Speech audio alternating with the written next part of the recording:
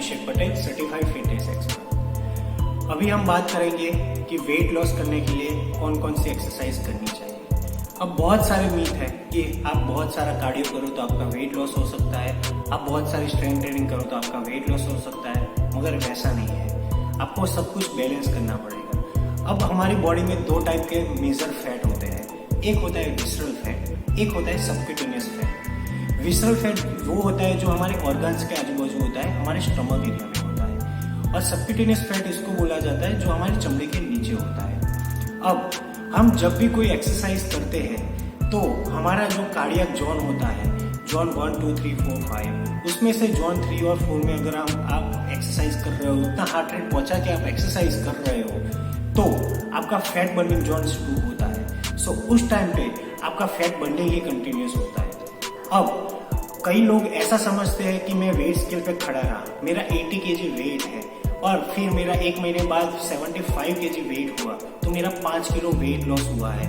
हाँ, आपका 5 kilo weight loss हुआ है, मगर इसका गारंटी ये नहीं है कि आपका 5 किलो फैट लॉस हुआ है। आपका मसल लॉस भी हो सकता है। सो अगर आप कार्डियो कर रहे हो तो उस हिसाब से कैलकुलेशन के साथ स्ट्रेंथ ट्रेनिंग भी रखो, तो उसमें आपको फायदा क्या होगा कि आप कार्डियो करोगे तो आपका वहाँ पर फैट बर्निंग जोन हाई होगा, तो आपका ऑब्वियसली वहाँ पर फैट बर्निंग होना शुरू हो जाएगा।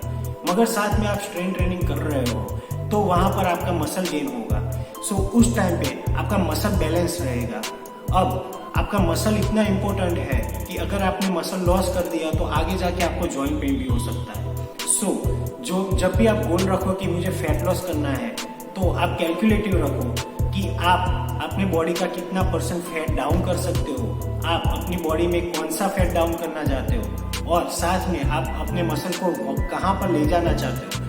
कभी भी वेट लॉस में मसल लॉस को इंक्लूड मत करो। ऑलवेज इतना ध्यान रखो कि आपको जब भी वेट लॉस करना है तो फैट लॉस ही करना है, मसल को या तो मेंटेन रखना है या तो बढ़ाना है, तो ही आपकी बॉडी अच्छे से अंदर से फिट रहेगी और आपको आपका गोल इजीली मिलेगा और आपको आगे जाके भी कोई दिक्कत नहीं हो सकती। अगर आप फैट लॉस अच्छे से करना चाहते हो और कौन कौन सी एक्सरसाइज करना चाहते हो, तो मैं आपको बेसिक गाइडलाइन दे सकता हूँ। एक तो आप कार्डियो तो करते रहो, मगर जितना हो कार्डियो में सेफली कार्डियो करो। रनिंग कम करो, जॉगिंग ज़्यादा करो, इंक्लाइन पे वॉक ज़्यादा करो, ट्रेडमिल पे।